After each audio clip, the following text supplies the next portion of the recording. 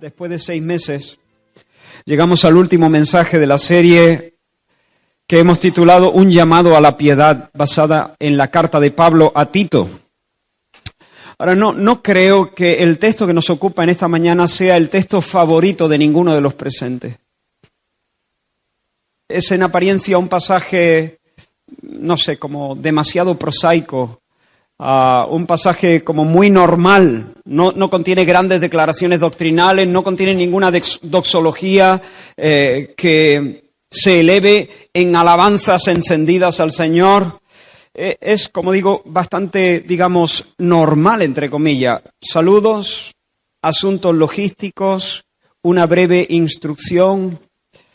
Y sin embargo, mientras meditaba en él, se me antoja como un pasaje ideal para cerrar esta serie de mensajes. De hecho, si miramos de cerca nuestro pasaje, vamos a ver una escena preciosa que ilustra la transformación radical que el Evangelio hace en las personas. Así que si yo, en esta mañana, con la ayuda del Señor, soy capaz de describir esta escena, y si tú, por el Espíritu, eres capaz de discernirla, vamos a ser una vez más convocados a la piedad, convocados a la vida en el Espíritu. Vamos a ser desafiados a salir de un estilo de vida egoísta, cómodo, estéril y sin valor para abrazar la vida auténtica, la vida fructífera, la vida productiva, la vida feliz y valiosa. Vamos entonces a las Escrituras. Capítulo 3 de la carta de Pablo a Tito. Tito capítulo 3. Y vamos a leer los últimos 5 versículos. 4, perdón.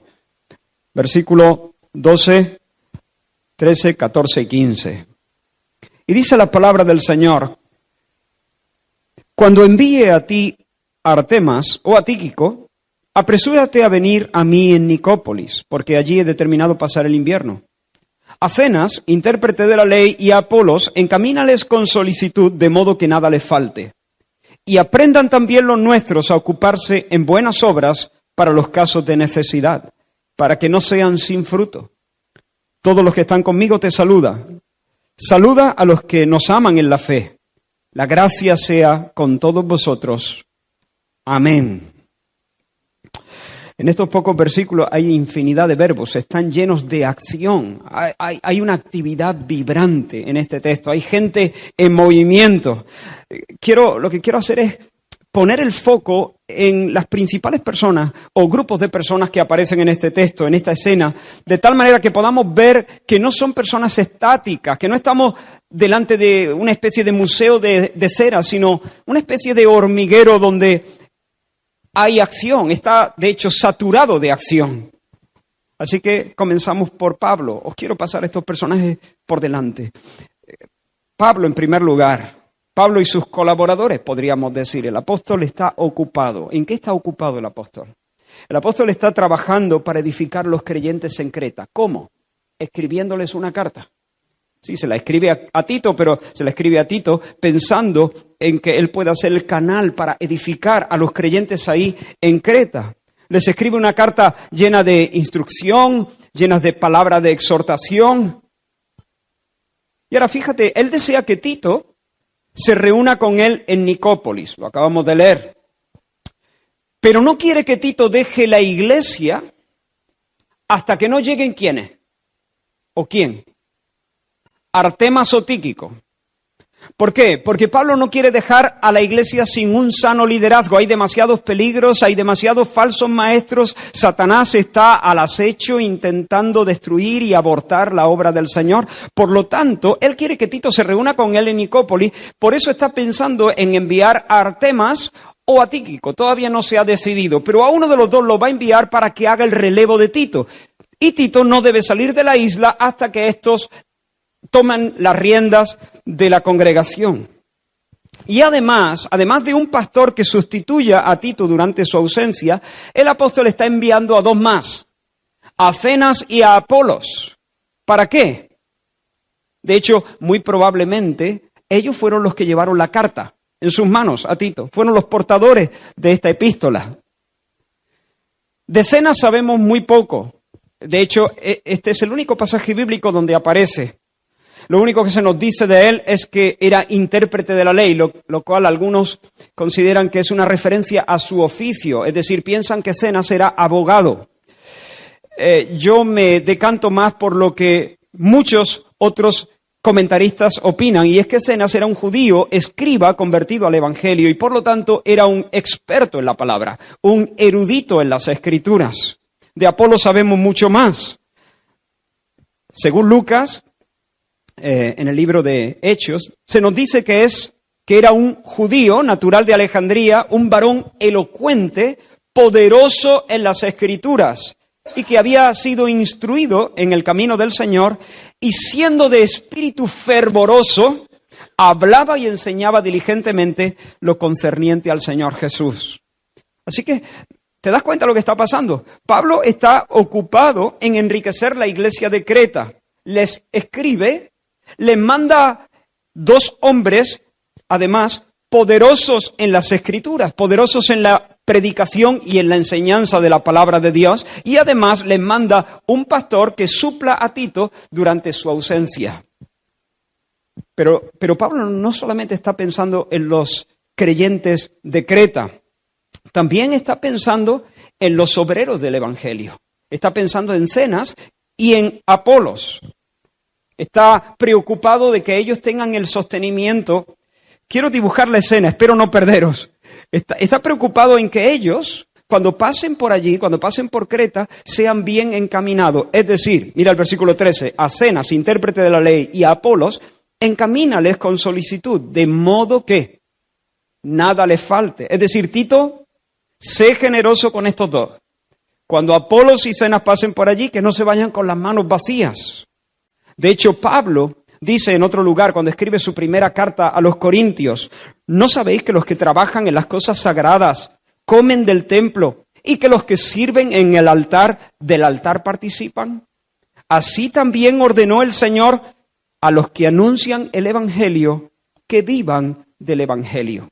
Esta expresión en este momento cultural puede sonar un poco, pero quiere decir que los que están dedicados completamente a la obra de la predicación y la enseñanza del Evangelio tienen el derecho de alimentarse de eso. Y él dice, Tito, asegúrate que Zenas y Apolos cuando lleguen allí tengan sus gastos cubiertos y cuando salgan de allí, salgan con los recursos necesarios para sufragar los gastos del viaje hasta que lleguen al siguiente lugar. Cuando lleguen al siguiente lugar, habrá otros que se encarguen de sostenerle. Pero asegúrate que les llenan las alforjas para que tengan lo necesario, para que no pasen apuros en el camino. Si tienen que hospedarse en algún lugar, que tengan para pagar. Si tienen que tomar algún barco o algún carruaje, que tengan para hacerlo. Así que Pablo está preocupado de Creta, del crecimiento, la maduración de esa iglesia. Manda pastores, manda predicadores y maestros. Escribe una carta, pero se ocupa también de estos predicadores y maestros para que tengan su sostenimiento, su justo sostenimiento. Pero no solamente eso. Pablo está ocupado también en extenderse hacia nuevos territorios. Él dice en el versículo 12 a Tito, apresúrate a venir a mí en Nicópolis, porque allí he determinado pasar el invierno. Ahora, hoy en día es casi lo mismo, viajar en verano que en invierno. Pero no era así en el siglo I cuando Pablo escribe a Tito. Era muy diferente viajar en verano y viajar en invierno. De hecho, viajar en invierno era algo peligroso y muy complicado. Y por ese motivo, lo más prudente era establecerse durante el invierno en algún lugar y moverse lo menos posible, porque en el tiempo del frío y de las tormentas y de los temporales, navegar en primer lugar era muy peligroso. Y también la mayoría de los caminos se hacían intransitables en el tiempo de lluvias. Por lo tanto, los que podían, escogían un buen lugar para pasar el invierno, los que tenían que estar yendo de arriba para abajo durante esas semanas o ese mes o ese tiempo donde el tiempo no iba a ser favorable. entonces escogían un lugar. Ahora, nuestro texto no nos dice qué había pensado hacer Pablo en Nicópolis, pero conocemos lo suficiente a este hombre para saber que no se había buscado en Nicópolis un Meliá Resort y había decidido pasar el siguiente mes y medio jugando al golf con Tito y con Timoteo. No nos cuadra, ¿verdad? Seguramente Pablo había escogido Nicópolis porque ese era un lugar estratégico para desde allí adelantar la obra del Señor, abrir quizá brecha en lugares que eran vírgenes para el Evangelio. Así que Pablo se mueve. Aquí tenemos a un hombre en movimiento a favor de la congregación en Creta, a favor de Zenas, a favor de Apolos, a favor de la ciudad de Nicópolis. Y por último también Pablo está ocupado animando, instruyendo, respaldando a Tito por medio de esta carta. Así que el apóstol Pablo no es un hombre que bosteza y cabecea. No es un hombre que se mece en una hamaca cruzando una mano sobre otra. Es un hombre en misión. Es un hombre ardoroso, ocupado, ferviente, diligente, esforzado. No es alguien que está esperando a que los demás hagan algo por él y le sirvan. El apóstol Pablo es una persona que ha entendido, mira qué verdad, es alguien que ha entendido que es más bienaventurado dar que recibir. Es mejor dar que recibir. Es más dichoso, es más feliz, es más alto dar que recibir. De hecho, Pablo, mire a donde mire, ve personas y ve situaciones ante las que él se siente deudor. Dios le ha dado tanto a ese hombre. Él se siente tan enriquecido. Sabe que Dios le ha llenado las manos de tal manera que cuando escribe a Roma, a los creyentes allí, él puede decir a griegos y a no griegos, a sabios y a no sabios soy deudor. Así que en cuanto a mí, pronto estoy a anunciaros el Evangelio también a vosotros que estáis en Roma. ¿Y qué decir de Tito? Tito está ocupado, ¿en qué? En edificar al rebaño de Dios que está en la ciudad de Creta, en la isla de Creta. Él debe enseñar el Evangelio, él debe enseñar la vida piadosa, él debe reprender a los que andan desordenadamente en medio de la iglesia, él debe taparle la boca a los falsos maestros que trastornan la obra del Señor. Y además, en cuanto a Artemas y Tíquico lleguen a la isla, ¿qué debe hacer Tito? Salir de allí inmediatamente, sin demora, y reunirse con Pablo en Nicópolis. ¿Qué se le ha perdido a Tito en Nicópolis?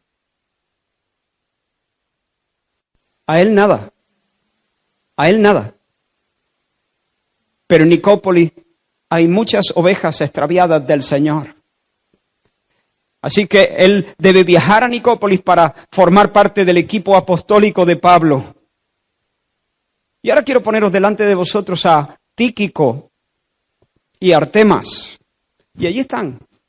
Y no aparecen allí como los niños aparecen en la cabalgata de los reyes para ver si les cae algún regalito, algún peluche o algún caramelo. No rondan la escena como hienas a ver qué sacan de allí. Están esperando órdenes, están esperando instrucciones del apóstol Pablo, están dispuestos a hacer las maletas. De hecho, yo creo que ya las tienen medio hechas.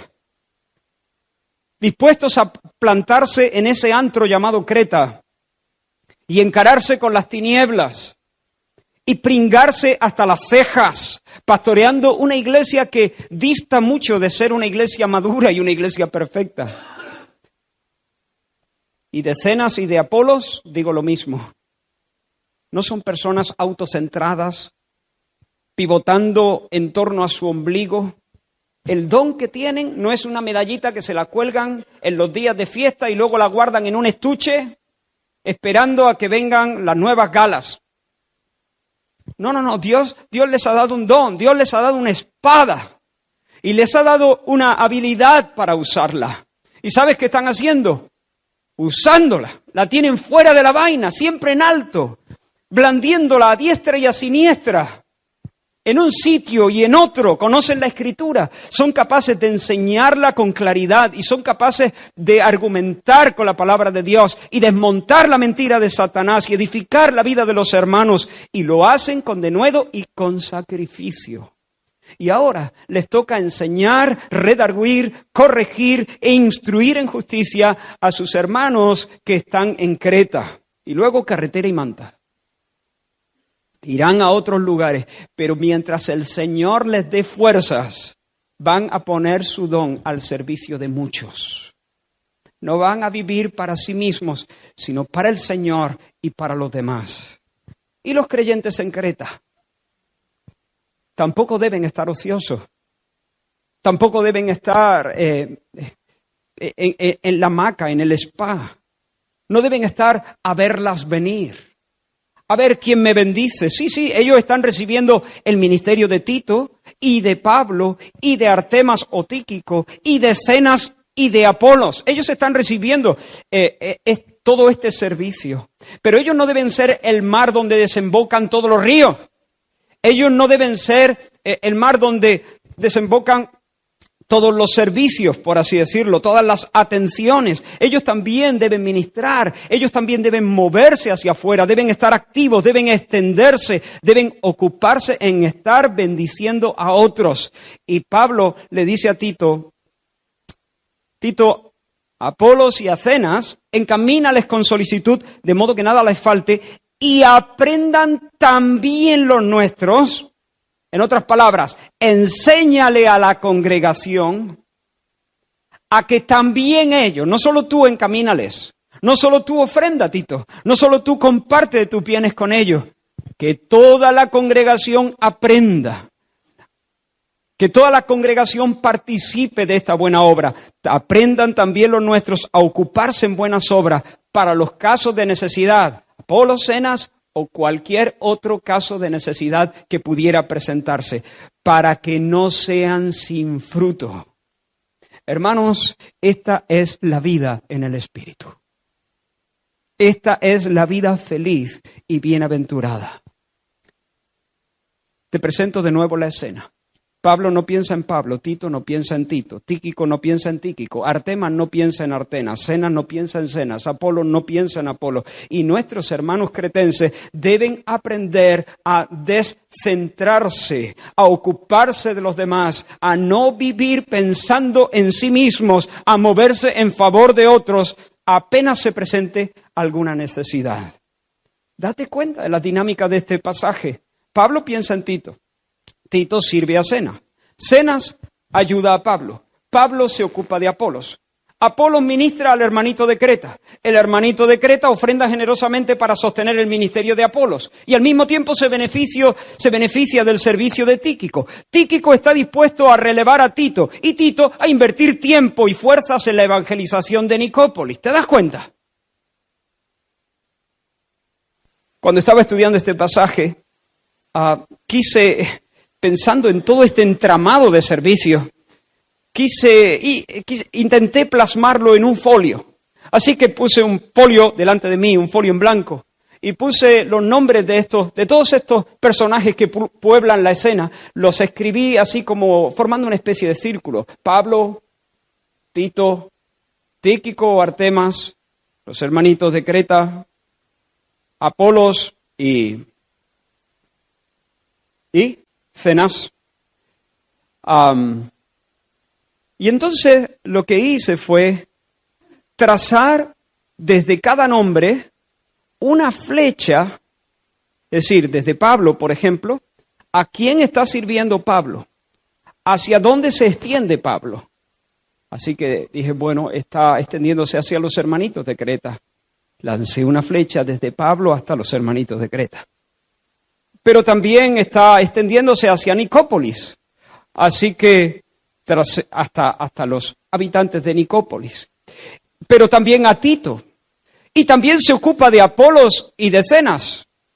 ¿Y de quién se ocupa Tito? Tito tampoco está autocentrado. Así que lancé mi flecha desde Tito hasta los habitantes de Creta, de Nicópolis, y también los hermanos de Creta, y también Pablo, a quien va a ayudar en Nicópolis, y también a Apolos y a Zenas, a quien va a bendecir con una ofrenda generosa para sufragar los gastos de su viaje y sostenerlos durante una temporada. Y así fui llenando el folio de flechas. Enseguida aquello era una maraña. El folio empezó a ponerse azul, era blanco, pero enseguida estaba azul por la tinta del bolígrafo que estaba usando. Se llenó de líneas que iban y venían, un espectáculo. Bueno, y entre paréntesis, me recordó una canción, cuando estaba pensando en eso, me recordó una canción que yo solía cantar de cuando en cuando a los niños cuando eran pequeños.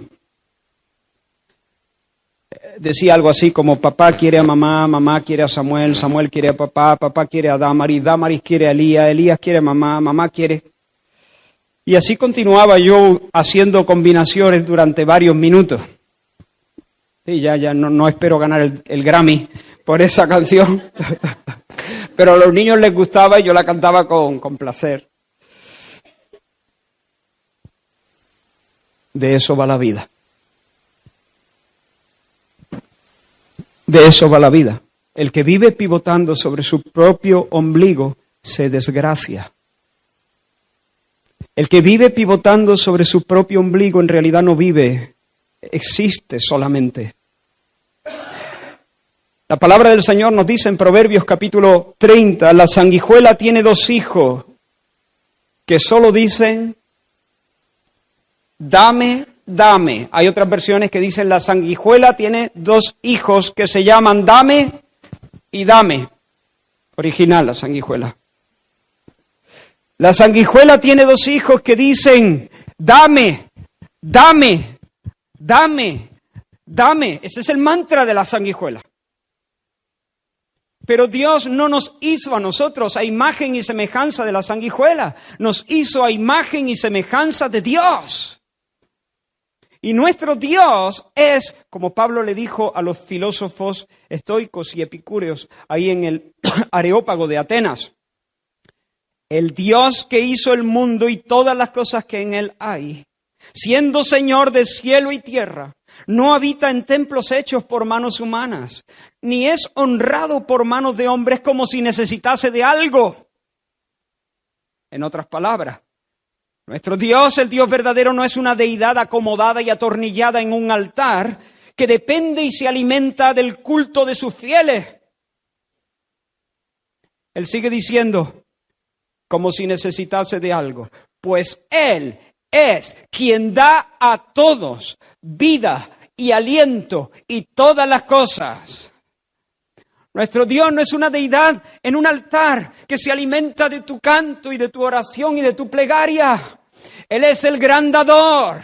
Él abre su mano y nos colma de lo mejor. Él es el dador de los regalos. Él es el que da a todos vida y aliento y todas las cosas. Estás respirando, ¿no? Es el regalo de Dios. Otro regalo de Dios. Otro más. Otro más. Él da a todos vida y aliento y todas las cosas. Él hace salir el sol todas las mañanas. No solamente sobre sus amigos y sobre sus enemigos. Sobre los que le aman y sobre los que le odian.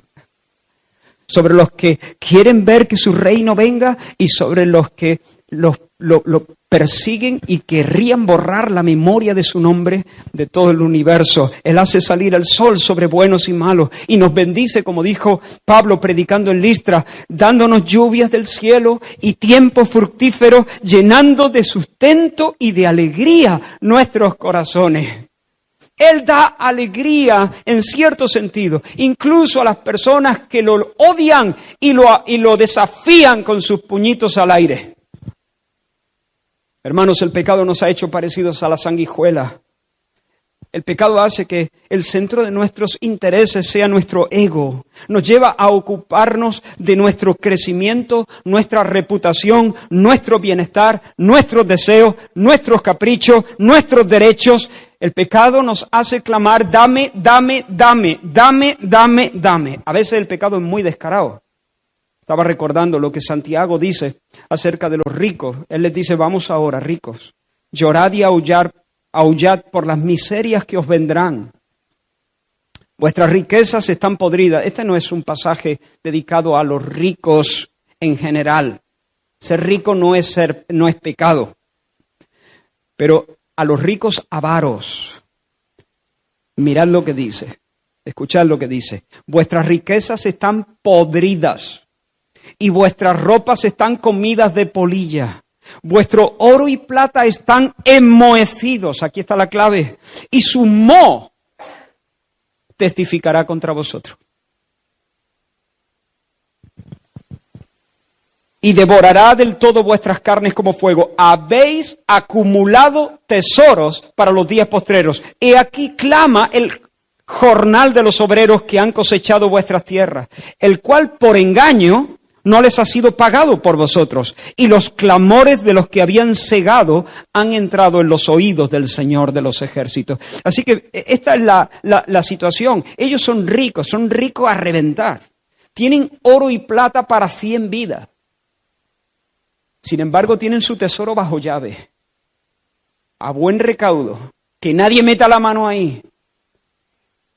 Y tienen trabajadores trabajando en sus campos y les pagan tarde, mal y nunca, y se quedan y retienen lo que sería justo entregarles por el trabajo realizado. Pero no. Ellos les pagan poco o no les pagan nada. Por engaño les roban. Tienen oro para 100 vidas, pero lo tienen guardado. Por eso cría moho. Por eso cría moho. Vuestro moho testificará contra vosotros. Egoístas. Tener dinero no es malo, pero que críe moho, sí. Hay que moverlo para bendecir. Como dice la palabra, repartió, dio a los pobres. Topa a mí, dame. Ese egoísmo es muy descarado. Pero hay ocasiones en las que el pecado del egoísmo se manifiesta de una manera menos burda, con más sutileza. Hay quienes parecen servir a otros, pero es solo apariencia. Dan, pero en realidad no dan porque quieren enriquecer a otras personas, sino porque quieren ser vistos y alabados. Porque quieren ser reconocidos. Ayudan, pero no para buscar el bien de la persona a quien le prestan fuerzas y tiempo, sino porque tienen ambiciones ocultas, egoístas. De hecho, el apóstol Pablo, cuando escribió su primera carta a los Corintios, en el capítulo muy conocido, capítulo 13, dice, si yo repartiese todos mis bienes para dar de comer a los pobres y no tengo amor. Tú dices, ¿cómo, Pablo? ¿Por qué alguien iba a repartir todos sus bienes para dar de comer a los pobres y no tiene amor? ¿Cómo es eso? ¿Cómo no me cuadra? Si tú repartes todos tus bienes, será porque quieres enriquecer a los pobres, no porque los amas, porque quieres que salgan de ese valle, ¿no? No, el corazón a veces es muy sutil. El pecado a veces se camufla muy bien. ¿Por qué alguien podría vender todo, quedarse sin nada, para darle de comer a los pobres y sin embargo no tener ni una brizna de amor en su corazón? ¿Alguien podría hacer eso para alcanzar una gran reputación, por ejemplo? Y no sería sino ambición egoísta y por lo tanto toda esa obra sería un cero a la izquierda. No soy nada, de nada me sirve. El Señor Jesús dijo, cuando den limosna, no hagas tocar trompeta delante de ti como hacen los hipócritas en las sinagogas y en las calles, para ser alabados por los hombres. Ahí iba el hipócrita, iba a dar una limosna, pero antes de extender su mano con la moneda, se aseguraba que había alguien mirando. Cuidado con nuestros corazones, que a veces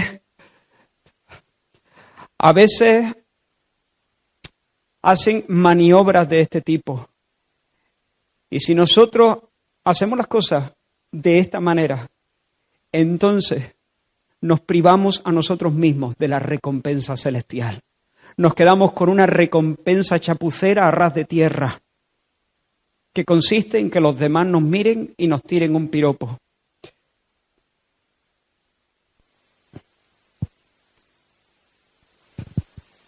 El Señor dijo, pero cuando tú des limosna, asegúrate que nadie mira, ni siquiera tu mano izquierda.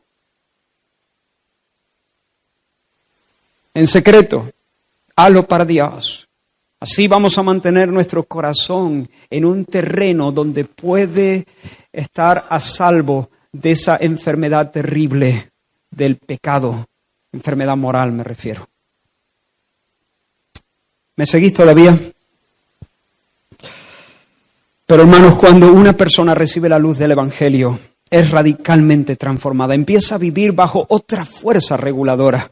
La brújula de su alma ya no está imantada hacia el yo, sino ahora el norte es el Señor Jesús. Y entonces empieza a extenderse, enseguida comienza a ocuparse en otros, empieza a extenderse hacia otros y a repartir. Pronto empieza a moverse bajo otro lema, desecha el mantra dame, dame y empieza a vivir bajo el lema toma, toma. Cuando el Evangelio nos impacta y nos cambia, nos transforma, entonces nosotros podemos empezar a dar porque quiero que tengas, no porque quiero granjearme una reputación de persona dadivosa. Podemos decir, toma, toma, yo te ayudo no porque, no porque yo consiga con esto un sentimiento de realización. No, yo voy y los visito porque eso me hace sentirme útil.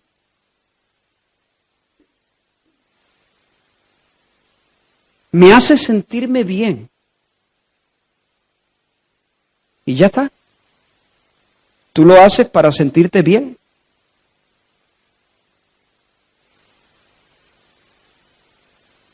¿Tú crees que Jesús vino y ofreció su vida en la cruz porque eso le hace sentirse bien? ¿Para sentirse especialmente realizado? De tal manera amó. Por supuesto que te vas a sentir bien, claro. Así funcionamos. Hemos sido diseñados a la imagen y semejanza de Dios. Y solamente cuando vivimos bajo el lema toma, toma, nos sentimos bien. He dicho antes que si vivimos bajo el lema de la sanguijuela, nos vamos a estar desgraciando, nos vamos a quedar poco a poco sin aire, nos vamos a asfixiar. Es una horca, es un suicidio. Por supuesto que nos vamos a sentir bien, pero no es la motivación principal. Ayudo porque quiero que llegues y no tienes fuerza suficiente y te presto las mías porque quiero que alcances y que llegues a tener todo aquello que Dios quiere que tú tengas en este tiempo de tu vida. Así que me pongo a tu lado, venga, vamos, yo te ayudo porque quiero que alcances. Y si de paso me siento bien, miel sobre hojuelas. Claro que me voy a sentir bien, pero no vengo buscando obtener, vengo buscando dar. Observa de nuevo el corazón del apóstol Pablo. Cuando escribe su segunda carta a los Corintios dice, he aquí por tercera vez estoy preparado para ir a vosotros, y no seré gravoso porque no busco lo vuestro, sino a vosotros. No busco lo vuestro, sino a vosotros. Pues no deben atesorar los hijos para los padres, sino los padres para los hijos. Y yo con el mayor placer gastaré lo mío. Y aún yo mismo me gastaré del todo por amor de vuestras almas. ¿Por qué me voy a gastar del todo? ¿Porque me siento tan bien? No, por amor de vuestras almas, aunque amándoos más, sea amado menos.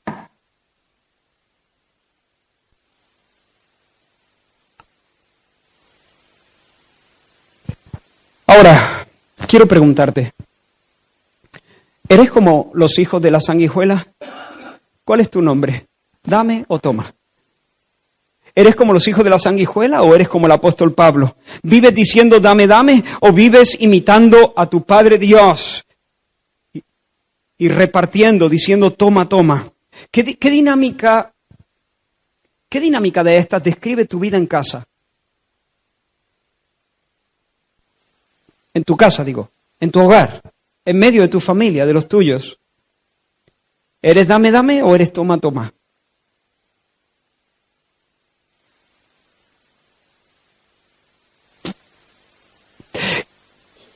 ¿Bajo qué lema vives tu vida en medio del pueblo de Dios, en la iglesia local? ¿Bajo qué lema? ¿Dame, dame o toma, toma? ¿Has venido esta mañana aquí únicamente para ver qué recibes? ¿O has venido aquí con la mentalidad de a ver a quién le endiño una bendición en esta mañana? Perdonadme esta expresión, ¿no? Ha sido la palabra que me vino así rápidamente. ¿Con qué mentalidad? ¿Cuál es el chip? El chip que te controla. ¿Cómo te estás moviendo tú en tu vida? ¿Cómo te mueves en medio de la congregación? Mirad, hermanos, hay personas que quieren llegar a la madurez espiritual a base de estudios. Por ahí no es. No va, no es por ahí. Siempre están aprendiendo y siempre, sin embargo, son niños. Podrían discutir con placer el orden exacto del decreto de Dios en la salvación en la eternidad pasada y batirse en duelo para defender el supralapsarianismo o el infralapsarianismo. Han leído los mejores libros de los mejores autores y que sigan leyéndolos, no pasa nada, pero siguen después de años siendo niños. Acumulan datos, pero nunca llevan fruto. Y seguirán siendo bebés hasta que no asuman la responsabilidad de meter el hombro bajo la carga de alguien y se dispongan para amar sacrificialmente y sirvan de forma abnegada y se rasquen el bolsillo y suden en trabajos de los que no esperan obtener ningún rédito personal. Quiero hacerte una pregunta. Si tú hicieras el mismo dibujo que yo hice,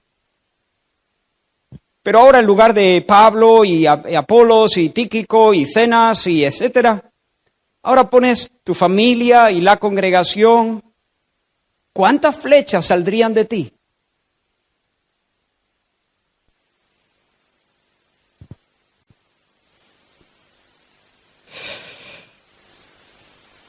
¿Qué tienes, hermano? ¿Qué tienes, hermana? ¿Tienes dinero? Que no críe moho. Eso no quiere decir que no puedas tener ningún ahorro en tu cuenta. Eso quiere decir que si tienes ahorro en tu cuenta, sea para que no críe moho. Yo puedo ahorrar, pero no para acumular sin ningún propósito, simplemente para sentirme seguro o para recrearme en el número de ceros que tiene la cuenta. Siempre tiene que haber algo en mente, un propósito de amor, un propósito de amor. Los estudios de tus hijos, bendecir de alguna manera al mundo, a la iglesia, la causa del Señor. Esa es la mentalidad. Si es algo simplemente, si es un fin en sí mismo, si es algo simplemente egoísta, si todo tu sueño es jubilarte y pasarte el resto de tus días, eso, pues en el Meliá Resort jugando al golf con Tito y Timoteo, que Dios se apiade de ti.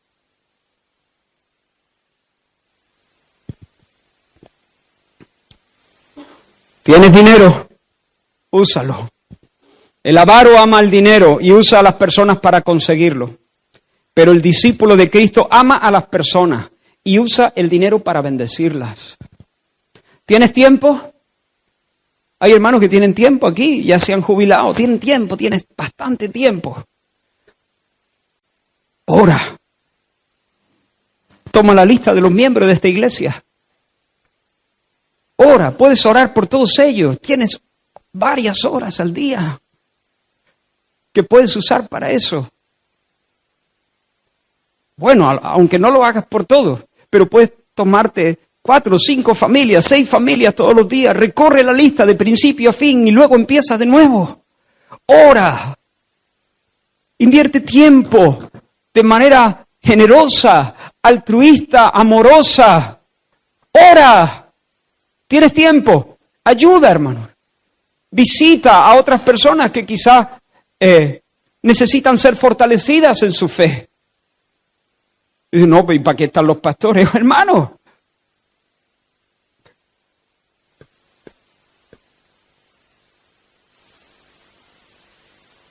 Si alguien piensa así, honestamente, con todo el respeto y con todo el cariño, de verdad, si alguien piensa así, acaba de dar la clave de por qué todavía te falta mucha madurez. Tú puedes hacer 1000 estudios bíblicos, pero hasta que no te pringues, hasta que no sudes, hasta que no sufras, hasta que no tomes peso, no tuyo, no tus problemas y tus circunstancias, los de alguien más, hasta que no te extiendas más allá, no habrá crecimiento y maduración como Dios quiere que las haya. ¿Tienes conocimiento, tienes experiencia en los caminos del Señor? Discipula. Acércate a alguien, ofrécete para acompañarle durante un trecho en el seguimiento de Cristo. Dile, oye, ¿por qué no leemos este libro juntos? ¿Por qué no pasamos un rato, un día a la semana, un ratito, orando juntos, rindiéndonos cuentas de qué es lo que el Señor está haciendo en nuestras vidas? ¿Cómo estamos conociendo más al Señor? ¿Cuáles son los desafíos que el Señor ha puesto delante de nosotros y cómo podemos respaldarnos en oración? Busca personas, vincúlate con ellas, personas nuevas.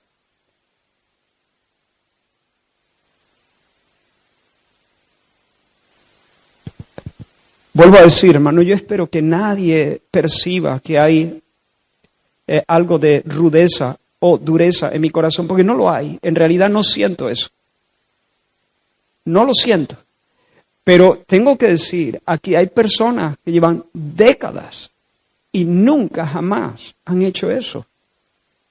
Nunca jamás se han sentido responsables por llevar a la madurez la vida de nadie. Nunca jamás han dicho, este hermano es asunto mío.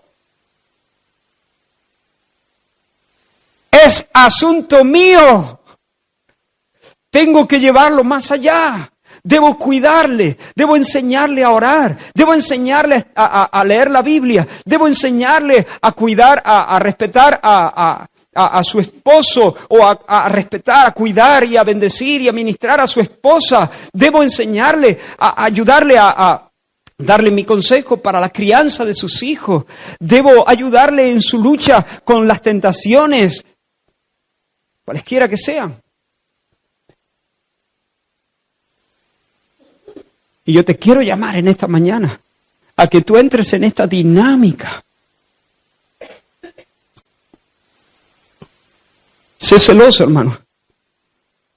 Si tienes habilidades, ayuda, presta tu servicio, haz túnicas como Dorcas para las viudas en Jope, ¿recuerdas? Los verdaderos santos no tienen los ojos vueltos, hermano. Los verdaderos santos están sudados.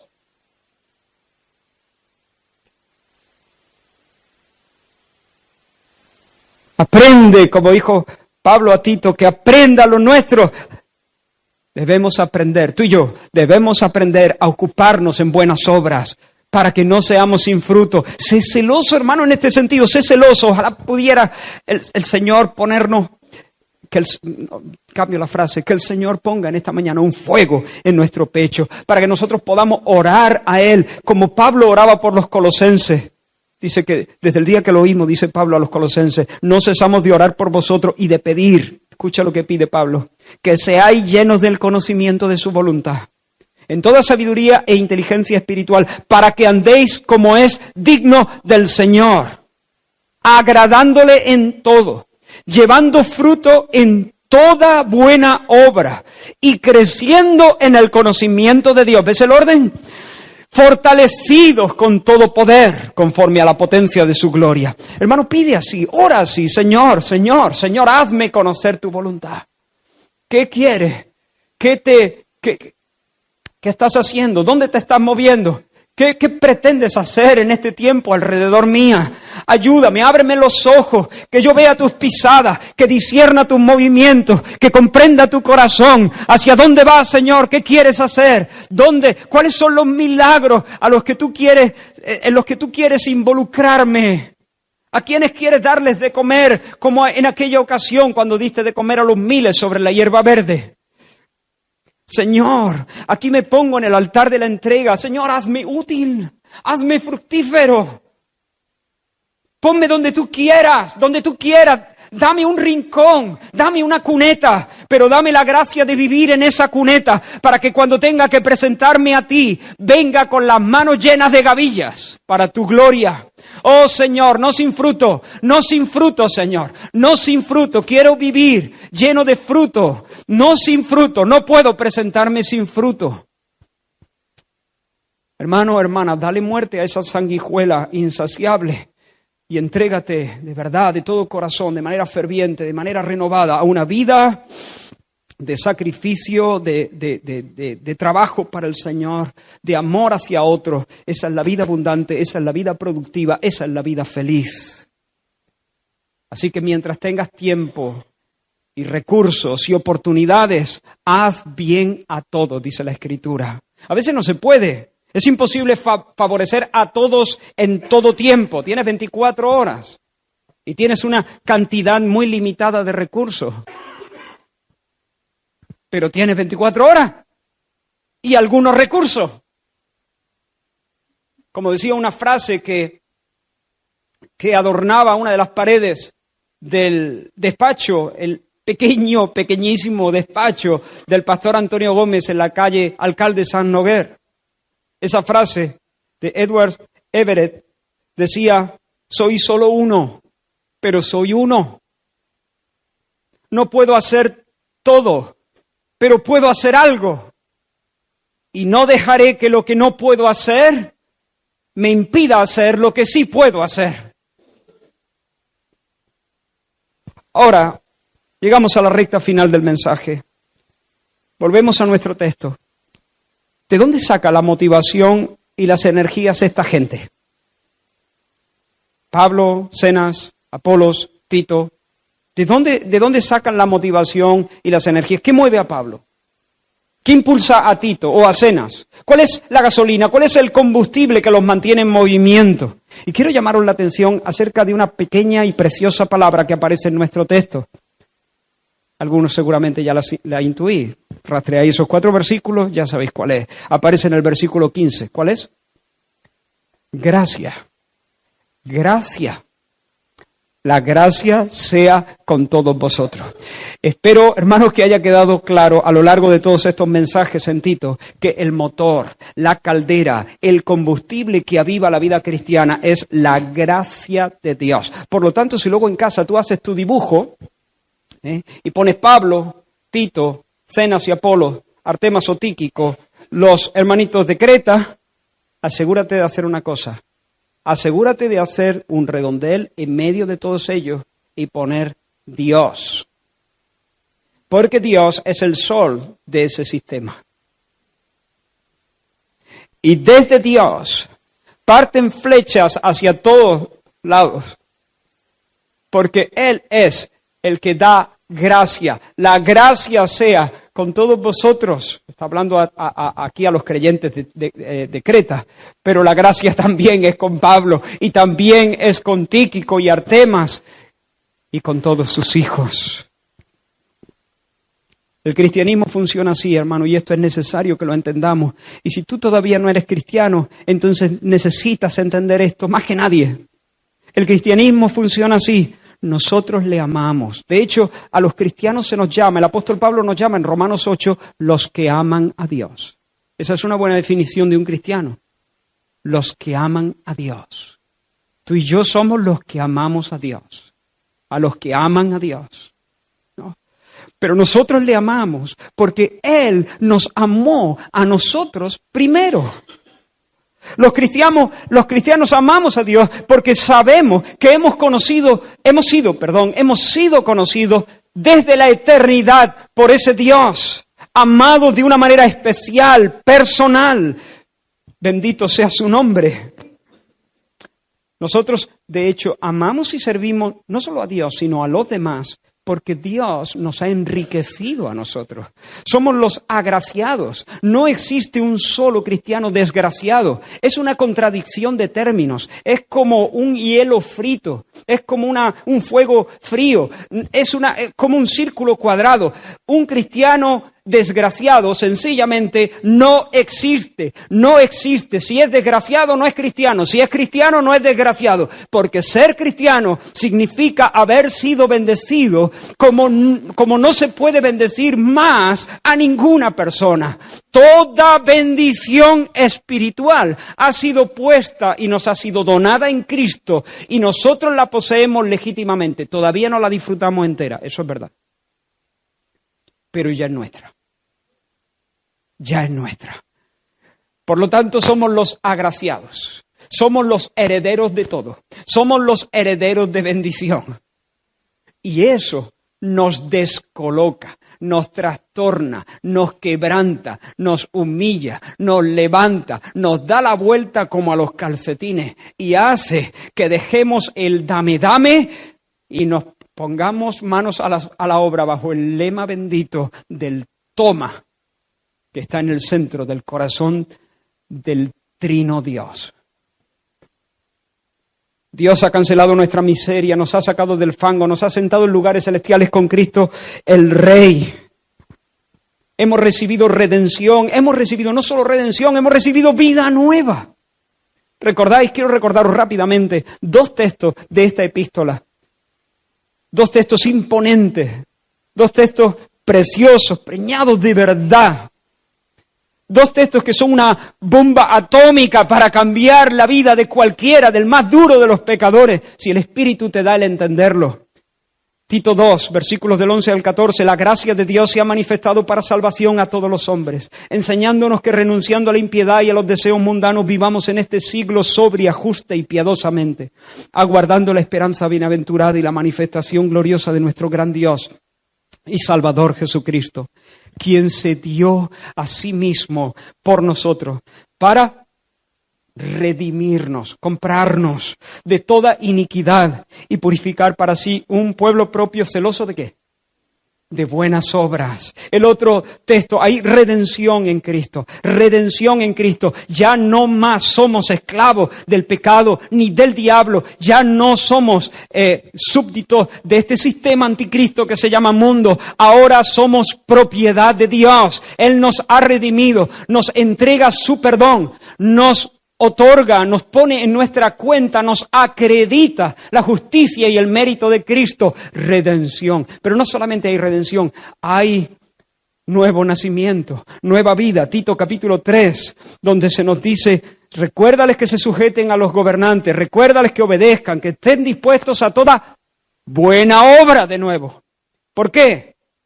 Porque nosotros también éramos unos insensatos, unos rebeldes, unos extraviados, unos esclavos de pecados.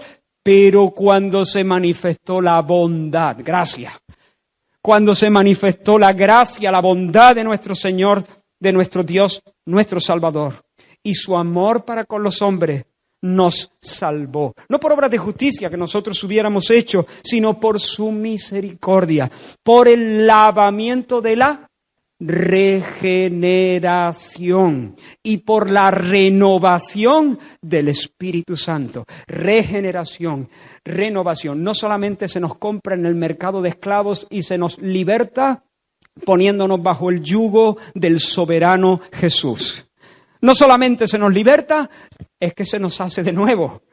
Es que se nos da un nuevo corazón. Hay perdón, pero también hay renovación. Hay una nueva posición delante de Dios, pero también hay una nueva naturaleza. Hay justificación, pero también hay regeneración. Hay nuevos vestidos, pero también hay un nuevo corazón. Seguro que para Pablo era mucho más cómodo y mejor, egoístamente hablando, retener a Artemas y a Tíquico, estos dos valientes, estas dos personas con dones, con capacidades pastorales. Oye, conmigo. Pero no, Pablo está dispuesto a desprenderse de estos valiosos colaboradores.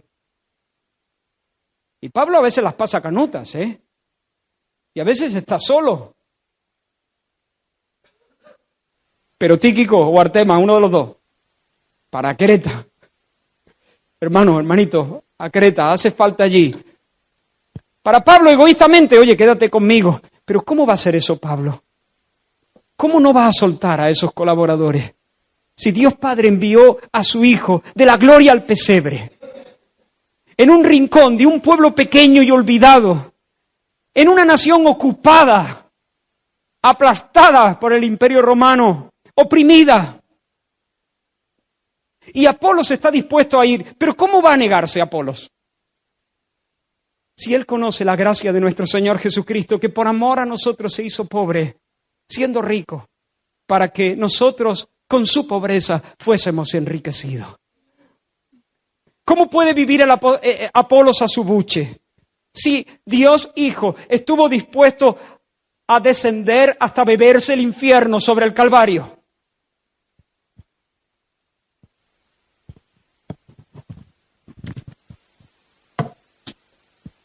Hermanos, quiero ligar este mensaje. Permitidme que me baje.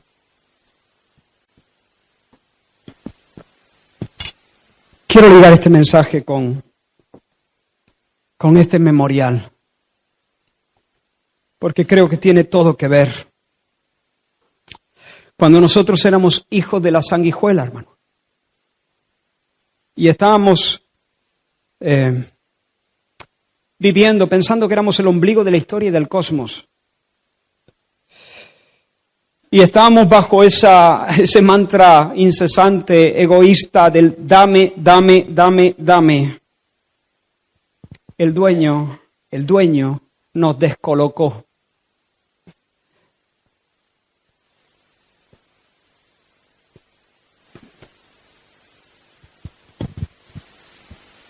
Nos descolocó completamente. Nos descolocó absolutamente. Porque Él se sentó en medio de nosotros la noche que fue entregado. Tomó el pan, la copa, partió el pan. ¿Y qué dijo? Toma. Tomad de Él. Este es mi cuerpo, que por vosotros es partido.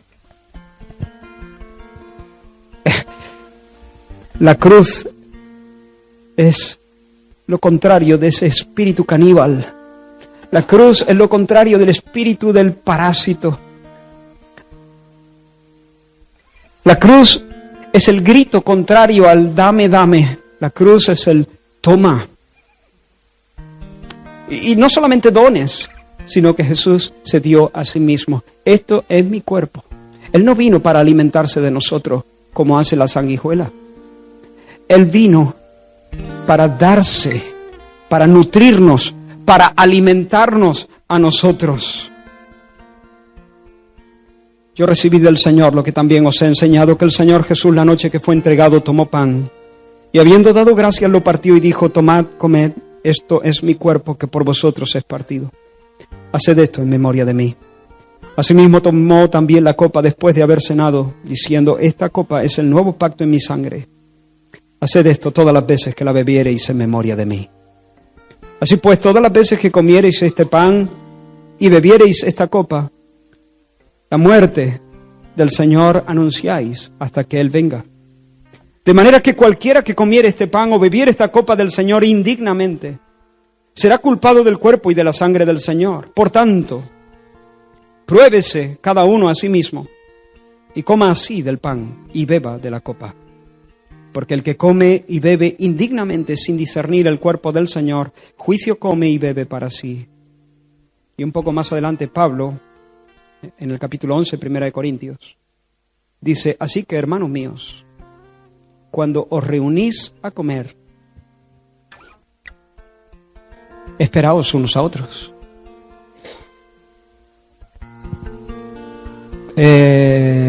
¿Cómo? ¿Me he perdido? ¿O tiene todo que ver? ¿Ha cambiado de tema, Pablo, o tiene todo que ver? Nuestros hermanos corintios estaban un poco desfasados. Estaban participando del pan y del vino, pero se reunían habiéndose dejado arrastrar por el espíritu de la sanguijuela. Se lo comían a cara de perro. Estaban viviendo a su buche. Estaban cada uno allí, bueno, pues si llega tarde, pues que llegue. ¿Y a mí qué? Yo estoy aquí.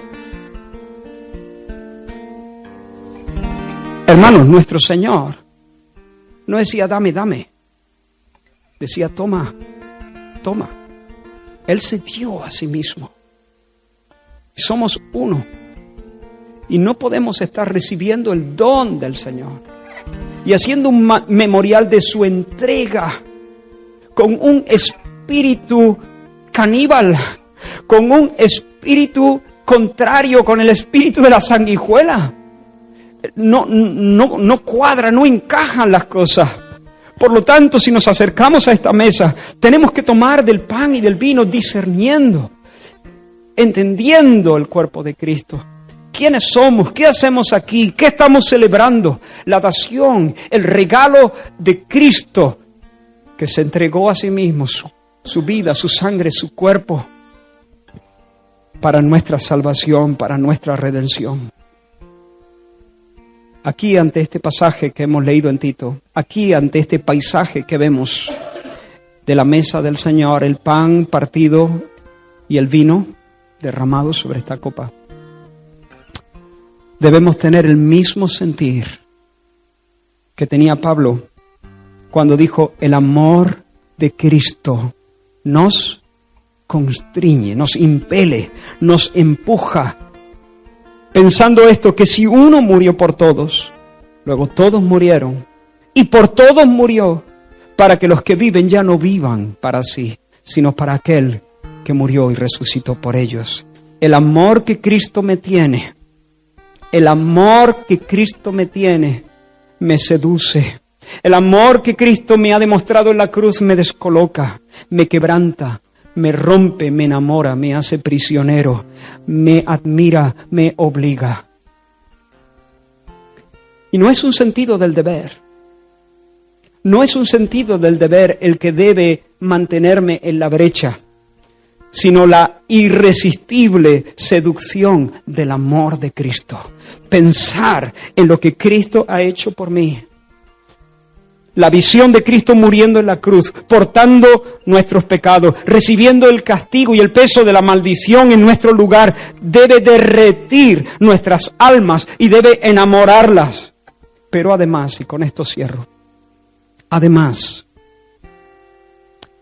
como hemos dicho tantas veces y acabo de decir hace un momento, no solamente el Evangelio nos habla de perdón y redención.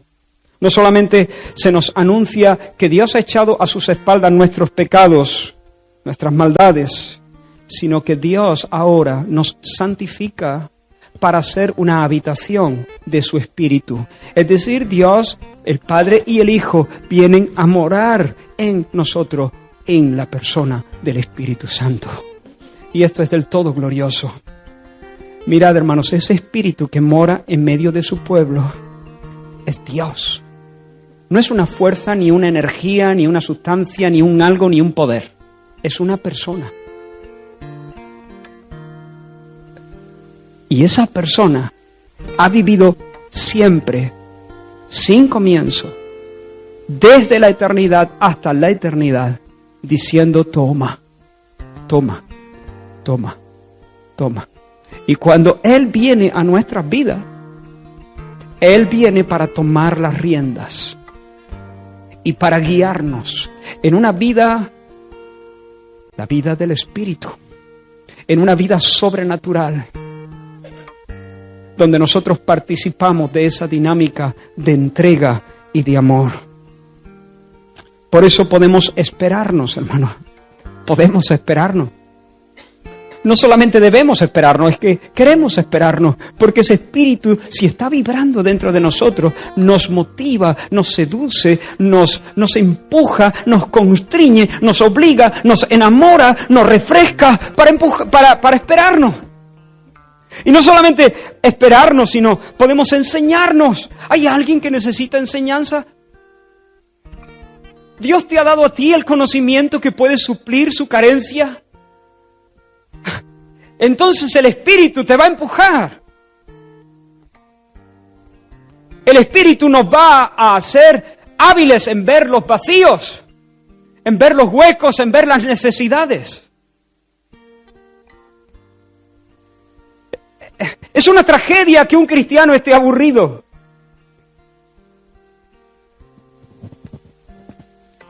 Y no solamente esperarnos y enseñarnos, consolarnos y perdonarnos y ayudarnos de diferentes maneras. Maneras más visibles, maneras menos visibles. Maneras más renombradas, o maneras más, con menos bombo y platillo. Antes de participar de estos símbolos, yo te pido que te examines cómo estás viviendo tú. Y si te ha tomado el espíritu de la sanguijuela, y si estás simplemente en medio de la casa del Señor, claro, no quiero hacer caricatura, pero tampoco puedo matizarlo todo. Si estás en medio de la casa del Señor como un consumidor, si hace tiempo tienes las manos tan limpias, no te han salido callos en la obra del Señor, en el curro del Señor. Si no estás teniendo que hacer equilibrios para sacar horas de tu horario, si no te estás privando de ciertos hobbies y pasatiempos para darle tu fuerza y tu tiempo a otras personas, entonces ¿qué clase de vida es esa?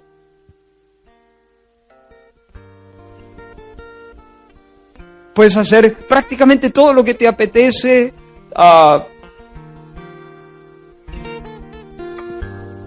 No, todos los santos que yo conozco, toda la gente llena del Espíritu que yo conozco,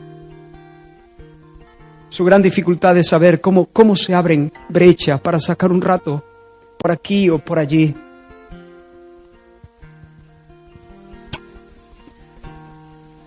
¿Habrá alguna carta que escribir? Bueno, quizá no una carta, pero un WhatsApp. ¿Habrá alguna Nicópolis a la que ir? Y hermanos, quiera Dios levantar de en medio de nosotros gente que vaya a Nicópolis, aunque Nicópolis sea peligrosa. Quiera Dios levantar de aquí misioneros y padres que puedan ponerle las manos en la cabeza a sus hijos para enviarlos a lugares peligrosos por causa del reino de Dios. ¿Quién sabe? Si Dios quiere concedernos mártires en medio de nuestras filas. Pero es que de eso va la vida. Posiblemente personas que pudieran ser ricas, pero nunca lo serán, porque van a dar a manos llenas para que la obra de Dios avance. Personas que podrían estar haciendo un montón de cosas que quizá les apetecen. Ya habrá tiempo en la tierra nueva. Pero viene la noche cuando nadie puede trabajar.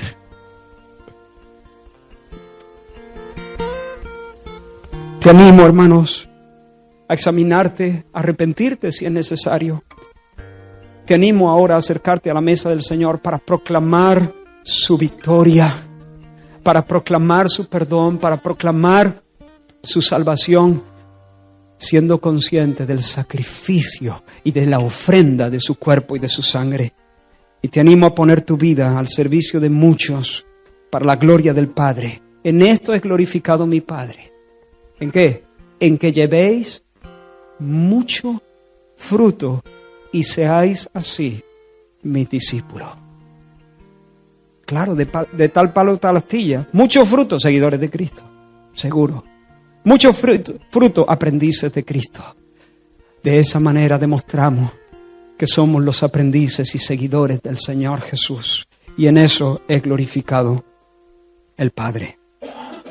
Vamos a adorar al Señor.